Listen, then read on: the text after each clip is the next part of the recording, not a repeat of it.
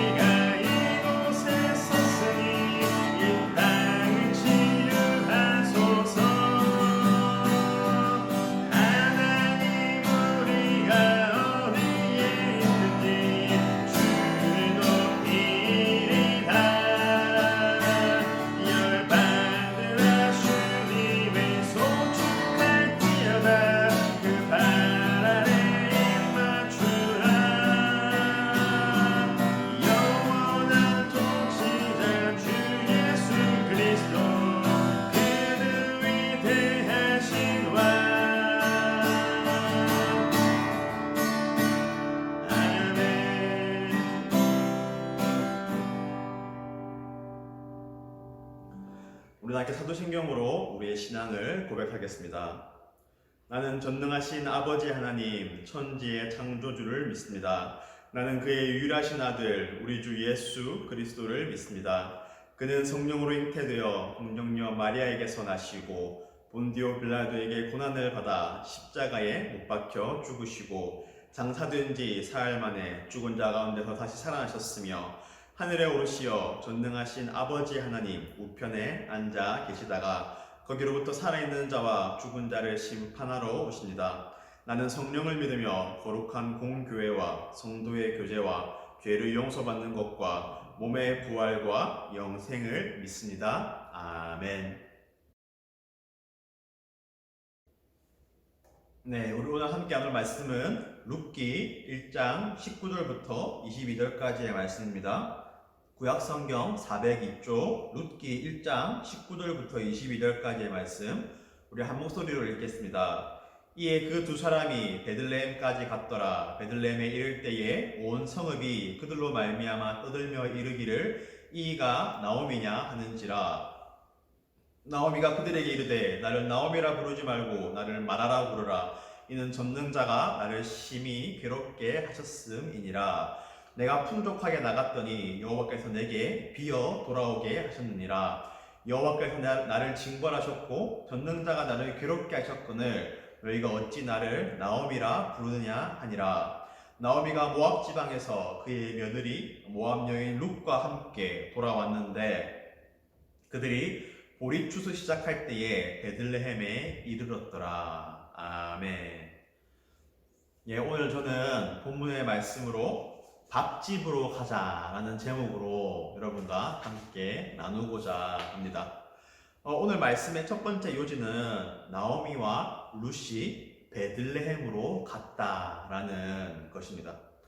전에도 한번 이 룻기의 말씀을 나누었는데요. 짧게 요약하자면 나오미란 여인이 엘리멜렉이라는 남편과 함께 그들의 고향인 베들레헴을 떠나서 이방 땅인 모압으로 갔습니다. 그래서 그 모압 이방 땅에서 두 아들을 낳고 또 그 두 아들이 자라서 두 며느리를 맞이하고 그렇게 6명의 가족이 그 모압 땅에서 살고 있었습니다. 근데 이 가정에 아주 큰 슬픔이 닥칩니다. 나오미의 남편 엘리멜렉이 죽고 또 두 아들마저 다 죽게 됩니다. 그래서 어머니 나오미와 두 며느리만 남게 됩니다. 그래서 더 이상 앞으로 살아갈 길이 막막해진 나오미는 자신의 고향인 베들레헴으로 돌아가기로 결정합니다. 그런데 그 두 며느리 중에 한 사람은 그 자신의 땅인 모압 땅에 남고 한 사람 룻은 어머니 나오미를 따라서 베들레헴으로 가기로 결정합니다.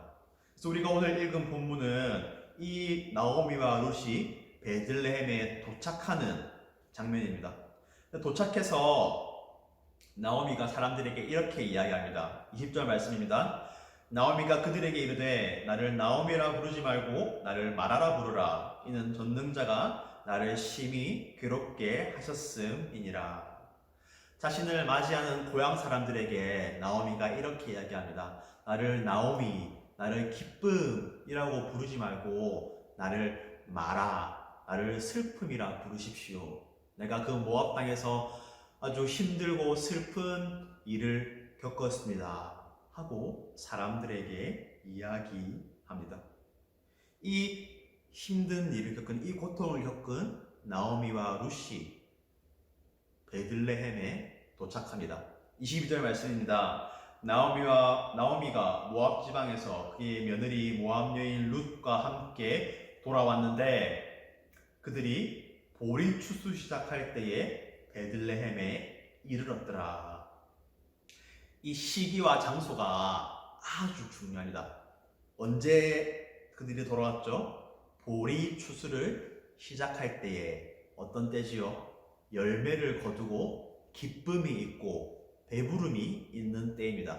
어디로 왔다고요? 베들레헴으로 왔습니다. 베들레헴은 나오미의 고향일 뿐만 아니라 그 이름의 뜻이 이 베들레헴은 베이트와 레헴이 붙은 말인데 베이트는 집이고 레헴은 떡 또는 빵 또는 밥, 우리가 먹는 주식을 뜻합니다. 그러니까 베들레헴은 떡집 또는 빵집이나 밥집이라는 의미입니다. 그래서 이 밥집으로 언제요?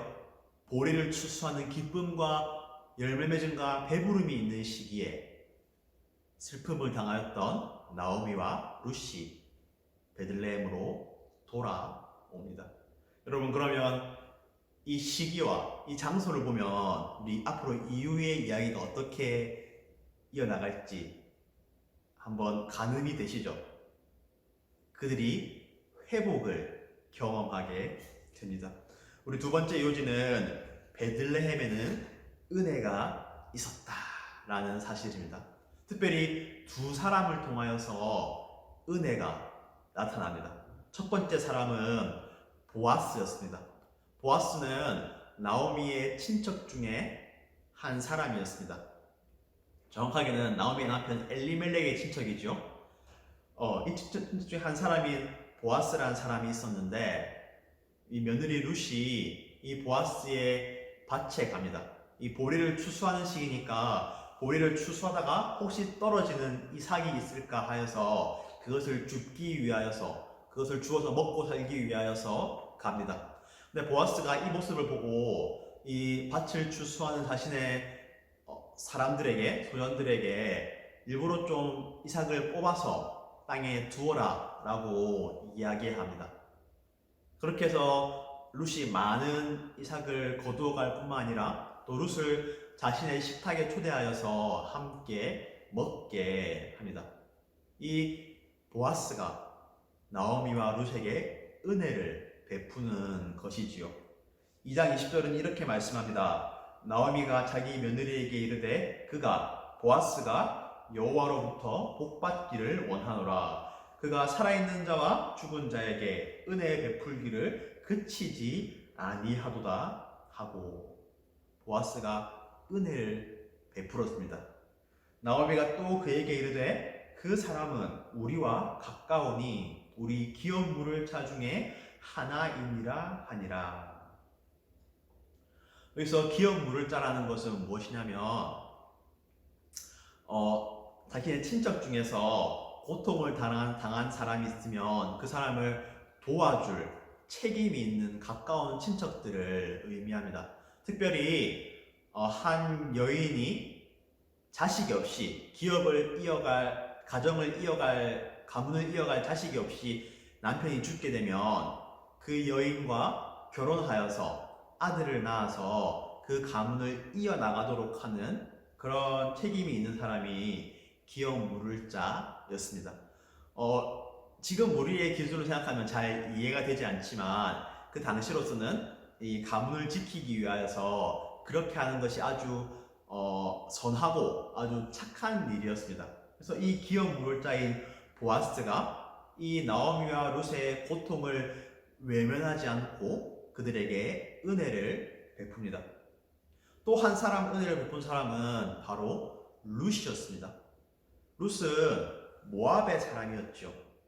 그래서 첫째 며느리와 같이 그냥 그 땅에 남아서 자기가 살던 집에서 살면서 다시 그 땅의 사람들과 결혼하여서 살아갈 수 있었습니다. 그러나 시어머니 나오미를 사랑하는 마음으로, 은혜의 마음으로 나오미를 따라서 자신에게는 낯선 땅인 베들레헴으로 갑니다. 그리고 어머니 나오미를 위하여서 이삭을 주우러 밭에 나갑니다. 그리고 또한 그 가문을 지키기 위하여서 죽은 자신의 남편의 그 가문을 지키기 위하여서 이 보아스를 찾아갑니다. 보아스는 젊고 멋진 남자가 아니었고 늙은 나이 많은 남자였지만 어머니를 사랑하는 마음으로 또 죽은 남편에 대한 신실한 마음으로 보아스와 결혼을 하고자 합니다. 3장 10절은 이렇게 말씀합니다. 보아스가 이르되 내 딸아 룻아 여호와께서 내게 복 주시기를 원하노라. 내가 가난하건 부하건 젊은 자를 따르지 아니하였으니 내가 베푼 인애가 처음보다 나중이 더하도다. 룻이 다른 멋진 남자들과 결혼할 수 있었지만 이 가문을 이어나가지 않을 수 있었지만 어머니를 사랑하는 마음으로, 시어머니 나오미를 사랑하는 마음으로 이 가문의 의무를 다하기로, 그래서 보아스와 결혼하기로 합니다. 그래서 보아스가 룻에게 네가 베푼 은혜가 크다 라고 이야기합니다. 특별히 2장 20절에서 나오는 은혜와 또 3장 10절에서 나오는 인애는 같은 말입니다. 히브리어로 하면 헤세드라는 단어인데 은혜, 자비 또는 인자나 긍휼한 마음을 뜻하는 단어가 바로 헤세드입니다. 그런데 이 헤세드가 아주 풍성한 분이 계십니다. 그것은 바로 우리 하나님입니다. 시편 118편 1절 말씀입니다. 여호와께 감사하라. 그는 선하시며 그의 인자심이 그의 헤세드가 영원함이로다. 또 우리 예수님의 사랑도 이 헤세드의 사랑입니다. 에베소서 2장 4절에서 5절 말씀입니다. 긍휼이 풍성하신 하나님이 우리를 사랑하신 그 큰 사랑을 인하여 허물로 죽은 우리를 그리스도와 함께 살리셨고 너희는 은혜로 구원을 받은 것이라. 이 긍휼은 헬라어로 엘레오스란 말인데 구약의 헤세드랑 같은 말입니다. 우리 하나님이 하나님 예수 그리스도께서 헤세드 은혜가 풍성한 하나님이십니다. 그래서 이 하나님의 백성들이 있는 베들레헴으로 돌아갔을 때에 하나님을 신실하게 믿는 보아스가 하나님의 헤세드를 따라서 나오미와 룻에게 은혜를 베풀고 또 룻도 그 헤세드를 자기 어머니 나오미와 또 보아스에게 베푸는 것을 우리가 보게 됩니다. 또한 보아스의 헤세드는 이렇게 나타납니다. 4장 6절 말씀입니다. 그 기업 물을 자가 이르되 나는 내 기업에 손해가 있을까 하여 나를 위하여 물으지 못하노니 내가 물을 것은 내가 물으라 나는 물으지 못하겠노라 하는지라. 아까 기업 물을 자를 이야기하는데 보아스 말고도 기업 물을 의무가 있는 사람이 몇 명 더 있었습니다. 특별히 이 나오미와 더 가까운 보아스보다 더 가까운 친척이 있었습니다. 근데 이 사람은 자신에게 손해가 있을까 하여서 나오미와 룻을 돕다 보면 자신이 손해를 볼까봐 해서 그들을 돕지 않기로 기업 물을 따의 의무를 다하지 않으려고 합니다. 그러나 그와 반대로 보아스는 하나님의 헤세드를 닮아서 나오미와 룻에게 헤세드를 베푸는 것을 우리가 보게 됩니다. 오늘 말씀의 세 번째 마지막 요점입니다. 우리는 생명의 밥이신 예수님을 만나야 합니다. 오늘 우리는 이 룻기의 말씀을 통하여서 이 베들레헴으로 돌아온 나오미와 룻이 보아스를 통하여서 하나님의 헤세드를 경험하고 또 룻도 나오미와 보아스에게 하나님의 헤세드를 전하면서 이 가정이 회복되는 것을 우리가 보게 됩니다. 아까 전사님이 처음에 시기와 장소가 중요하다 했죠. 특별히 장소, 베들레헴 밥집에 와서 하나님을 예배하는 사람들이 모인 그 밥집에 와서 베들레헴에 와서 이들이 회복을 경험합니다. 근데 이 베들레헴은 아주 특별한 곳입니다. 우리 4장 17절 말씀 봅시다. 그의 이웃 여인들이 그에게 이름을 지어주되 나오미에게 아들이 태어났다 하여 그의 이름을 오벳이라 하였는데 그는 다윗의 아버지인 이새의 아버지였더라. 룻과 보아스가 결혼하여서 아들을 낳았는데 그 아들의 이름이 오벳입니다. 오벳의 아들은 이새고 이새의 아들은 다윗입니다. 다윗이 어떤 사람이죠? 이스라엘의 아주 훌륭한 왕으로서 백성들에게 헤세드를 베푼 그런 선한 왕입니다. 그리고 다윗이 누구를 나타내죠? 신약에 오실 예수님을 나타냅니다. 여러분, 예수님이 어디서 나셨죠? 베들레헴에서 나셨죠. 떡집에서, 밥집에서 예수님께서 나셨지요. 그래서 이 오늘 말씀에 나오는 베들레헴은 오늘날로 치면 바로 교회입니다. 우리 요한복음 6장 35절 말씀 봅시다. 예수께서 이르시되 나는 생명의 떡이니 내게 오는 자는 결코 줄이지 아니할 터이요 나를 믿는 자는 영원히 목마르지 아니하리라. 예수님의 생명의 떡이신 예수님이 난 그 베들레헴, 그 떡집, 그곳에서 이 나오미와 룻의 가정이 하나님의 헤세드를 받아서 회복을 경험합니다. 그렇다면 오늘날 떡집은 어딜까요? 오늘날 생명의 떡이신 예수님이 계신 곳은 어딜까요? 물론 우리 마음 한 사람 한 사람의 마음속에도 예수님이 계시지만 예수님의 몸인 교회가 바로 오늘날의 베들레헴이며 밥집입니다. 그 교회에 갈 때에 우리는 생명의 떡이신 예수님을 만나고 생명의 밥이신 예수님을 먹어서 그 예수님으로 인해서 우리의 영혼이 만족함을 얻고 우리 영혼이 배부름을 얻고 하나님의 헤세드, 예수님의 그 십자가의 헤세드를 우리가 받아 누리게 되는 것입니다.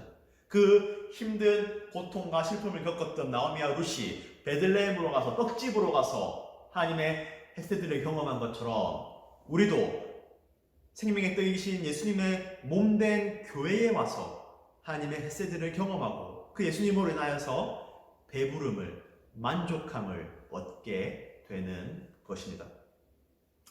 말씀을 마무리하고자 합니다.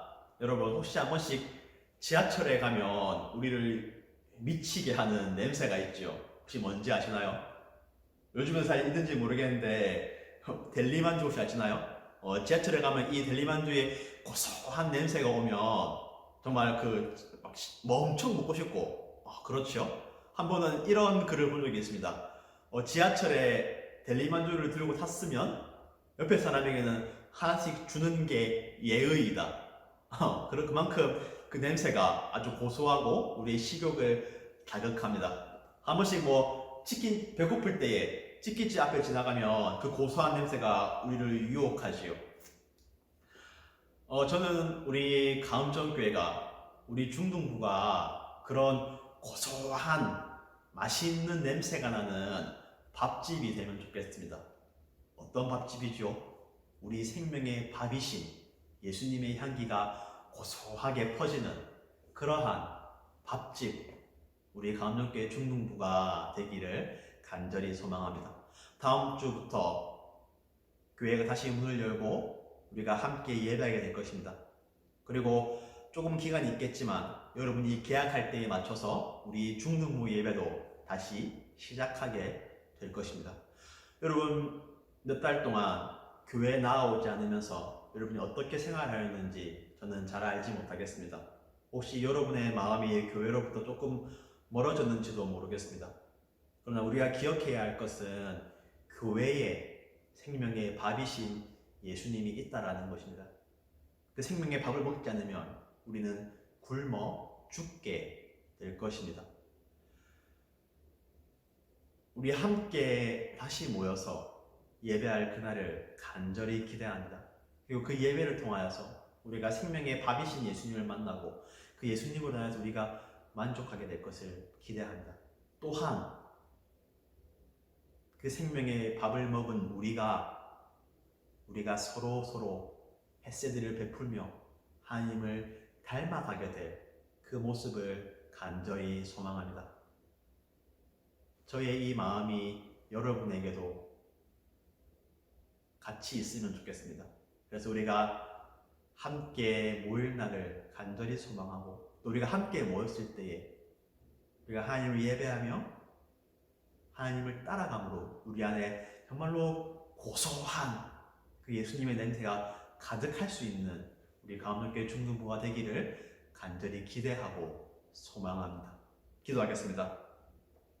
하나님 아버지 감사합니다.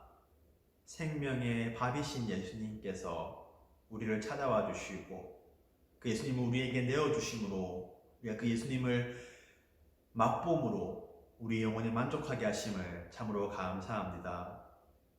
아버지 비록 우리가 오랜 기간 동안 교회에 나오지 못하였지만 이제 차츰차츰 교회 예배가 회복되는 것을 우리가 바라보게 됩니다. 아버지 나오미와 룻이 베들레헴으로 가서 하나님을 예배하는 자들이 있는 그곳으로 가서 하나님의 은혜를 햇새들을 경험한 것처럼 우리도 예수님의 몸된 교회에 나와서 하나님의 은혜를 경험하고 우리의 영이 다시 한번 살아나게 하여 주시옵소서. 언젠가 우리 가음정교회 중등부의 예배가 회복될 그날에 우리가 함께 모여서 하나님을 예배하며 하나님의 햇새들을 경험하며 우리 가운데에 예수 그리스도의 그 생명의 밥의 향기가 가득하게 될 그날을 간절히 소망합니다. 우리 가운데 그 하나님의 선한 일을 이루어 나가 주시옵소서. 특별히 나오미와 룻과 같은 어려움과 슬픔을 경험한 자들이 있으면 그들이 교회로 나와서 예수 그리스도로 말미암아 회복되는 일이 더욱더 많아질 수 있도록 주님 우리 가운데에 은혜를 베풀어 주시옵소서. 이 모든 말씀 살아계신 예수 그리스도의 이름으로 기도드립니다. 아멘. 우리도 함께 주기도문으로 예배를 마치겠습니다. 하늘에 계신 우리 아버지여, 이름이 거룩히 여김을 받으시오며 나라가 임하시오며 뜻이 하늘에서 이루어진 것 같이 땅에서도 이루어지이다. 오늘 우리에게 일용할 양식을 주시옵고 우리가 우리에게 죄 지은 자를 사하여 준 것 같이 우리 죄를 사하여 주시옵고 우리를 시험에 들게 하지 마시옵고 다만 악에서 구하시옵소서. 나라와 권세와 영광이 아버지께 영원히 있사옵나이다. 아멘. 네, 이것으로 예배를 마쳤습니다. 여러분, 다음 주에 우리 볼 수 있으면 좋겠습니다. 한 주간도 평안하기를 간절히 소망합니다.